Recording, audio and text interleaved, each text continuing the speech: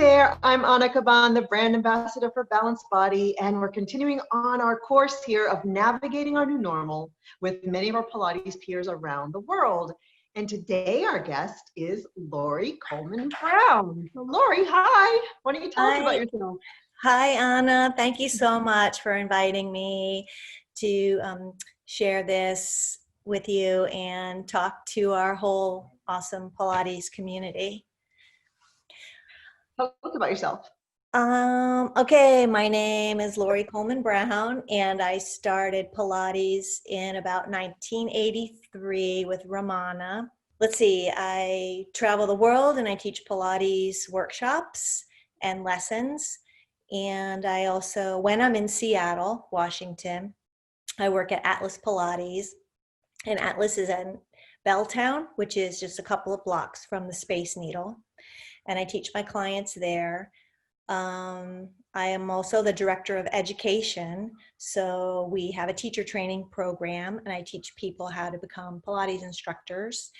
And we started our graduate program last year. So we have workshops and lots of live events, which are all being canceled at the moment. I know, it's crazy. They're required for our students, but they are open to all from all schools of Pilates to attend. And that's what I do on a daily basis in Seattle, Washington. Wow. Yes, I know about events being canceled. Many Balanced Body events have been canceled, so we've had a total shift of focus, just like you guys. So what is Lori doing on a personal level to kind of navigate this very unusual, unprecedented time? I am kind of wrangling the beast of time and the fluidity of time is really something crazy. Like, I don't know what time of day it is. I don't know what day of the week it is. And I'm just starting one project and going on to the next project. And I have my laundry over there, and so it's really I've been focusing this week on structure, trying to have my breakfast and take my workout. And I'm loving having my clients online now, and I have a structure for when they're coming. And that's been my biggest challenge, is structure. And my biggest grounding thing is getting outside into the air. I'm loving, of course, I always walk my dog, but I've been on my bike more because there's nobody on the streets. And the schools, I know, it's really great. The schools are closed, so I'm able to ride my bike, around all the windy paths in the schools. And so that's what I've been doing here in quarantine. Wow. Sounds like fun. It is interesting because as a Pilates instructor, any kind of actually service professional, your life is dictated by hour slots, right? It's kind of like session, break. And so when you move away from that, you still have clients clearly, but there's a little more loose time. It's really odd. It's really odd. Or they're spaced out quite a bit. Just, one, like you're saying, a project, clients, back to a project, you're shifting gears. I find by the end of the day, I'm exhausted. I know, it's really something else. The fluidity of time. Wow. So interesting. Yeah, and it's been fun to watch. I've always been quite resistant to teaching in the virtual world. I have 2 clients, and then that's it. But of course now it's exploding. And I've been loving watching my clients that I normally teach in Seattle. And when I'm not there to, manage them, to really watch what they really do. It's like it's like hands off, they're like really being more free and probably more honest to their sense of movement and their sense of their body. And that's just been really really fun. Right. It's revealing for them also when they don't have the support of the instructor or knowing they're right there to catch them, anything like that. My Right. brother teaches guitar and he's doing it, virtually for some children. And he kind of hesitated that, oh no, they're going to be distracted. He said, they're so focused on the computer that they're really in the session versus when he's in the studio with them or their house and they're playing with toys on the corner. There's something about this device that they Right. really hone in on. So, and you're able to just sit there and you can't touch them, right? You just have to Yeah. connect, use your words, and our words have so much power. Yeah. Yeah. I've been just working with my clients with my hands and touching and teaching my students like just where to touch and where to stand to be ready to catch the Mhm. person, how we move with our clients. And so stripping those skills away, and it all comes down to the words, the rhythm and the word. And it's really been stretching in a really good way. I think we'll all learn a lot during this. Yeah. So professionally, obviously, you just spoke to that. You're doing a lot of clients on Zoom. Did you find a resistance from anyone, or do you think at this point people just wanted to keep moving as far as transitioning from being in the studio with you to now being on a device? Yeah. My clientele just like it opened up because my normal clients, I mean, normally I can only see people who live in Seattle. So even people who want to train with me and become a teacher trainer, I'm like, well, are you going to move to Seattle?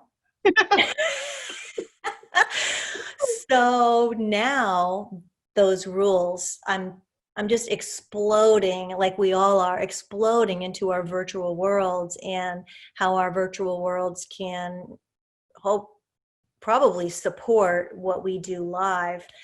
So my clientele, instead of being 6 people in a row that live in Seattle, now I can see my friend and colleague in Norway, and then San Francisco, and then Houston, and then finish with Kentucky.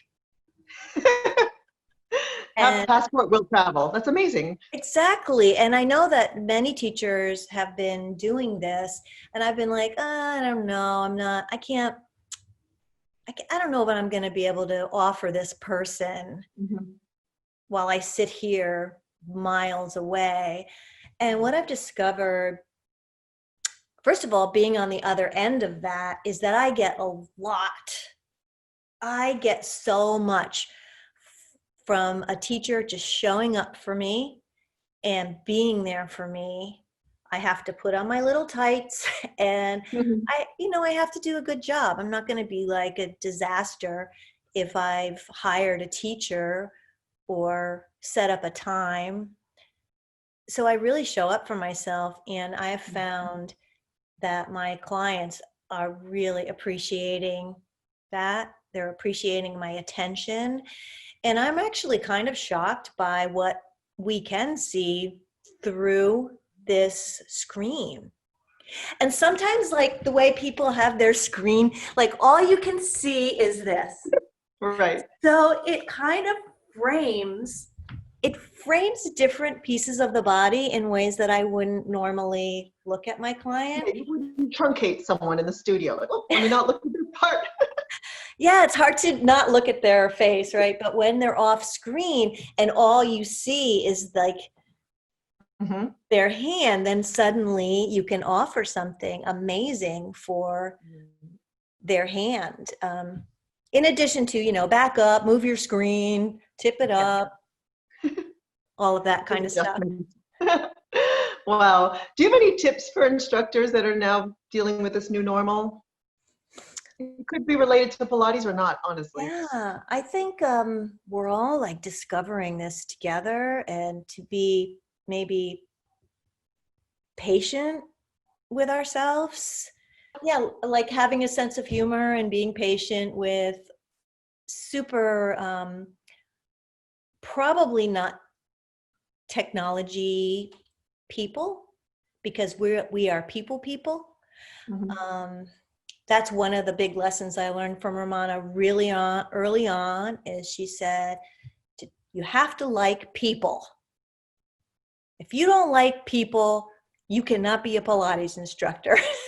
Mhm. All about the people. It's all about the people. So now we have all this tech between us Hmm. and the people, and it's quite exciting. But I did prepare a tip exercise. I would love to see your tip Okay, exercise. so I'm Let's going to do show it. you that. I think everyone has a chair, Yep. and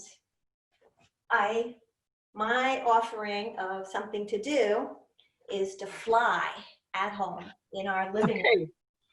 So balance on something and fly and look around and maybe do a little Pilates on your chair and maybe hold the legs and seesaw. And I think this kind of prone balancing is really lovely for the posture and for being bent over the computer and Mhm. to be able to be upright and have our postural muscles. Plus, it's just kind of fun to fly and imagine what we're flying over. Yeah, I was totally jamming on that. And my son is coming home in about, when we're done here. So I think we're gonna fly. What fun. Gotta fly. Awesome. That's great. So Lori, on a lighter note, tell us something we might never suspect about you or just maybe people don't know. Um, I bartended at Bon Jovi's wedding. What? That's one of my random facts. I became a Pilates instructor pretty early on, but it wasn't really a career. At the time, it wasn't a career path. It was just Mm. this weird hobby that I liked so I just did it because I liked it. So I was a bartender to make my rent. In New York City? Yeah. Wow. Was at the South Street Seaport, and he was wearing like an aquamarine suit. Miami Vice? And I was his momentary personal bartender before things Wow. got going. So me That and is cool. John Bon Jovi. Yeah, there you go. Yeah. So what about something that was pretty funny, but something funny we could end this interview on? Well, I do something, and I'll ask you if you want to do it. You can do it if you want to. Oh my gosh, I what like to find out my people's signature move. Hmm. So my signature move is this. Your happy dance? Wow. And I have a secondary one. This is my secondary signature move. Oh, I like your friend there. That's my dog. She's going to be my final piece here. Oh, okay. She knew her entrance was coming. She's going to get on. Okay. So now, do you want to show me your signature move? Well, we did not rehearse this, everyone. This is totally off the cuff here. Let me move this Surprising here. you with it. You can see me. Wow, this is fun. Can you see me? I'm on the phone. It's so Yeah, I can see you. I can see you. I would say not too different than yours, Lori. I'm more like this. Oh, yeah. Yeah, ooh, ooh. Something like that. I love it. I like to do that in workshops sometimes, and then I have everybody who is willing. Not some people feel weird, or the signature move could be just like, anything. And then everybody in the group like reflects back that thing to the person. So it's really fun. So that's like my fun thing. And then my did you have fun? I did, but where's your friend? Where's your furry friend? Okay. And then my furry friend is going to do a dance for us. Oh my gosh, this is getting better and better, guys. It's been really fun incorporating pets and children into workout. Ava, dance. That is amazing. Oh, I she's a good love girl. it. Woohoo! Go, Lori Coleman-Brown. Thanks so much, Lori, for spending some time with me. It was really fun, and we'll have to spend time in person next time we actually make it to an event Yes. rather than later. Yay. I wish you all the best, and I want to thank everyone that's joined us here today. Thanks so much. Stay well, and we'll see you soon. Okay, thank you, Anna.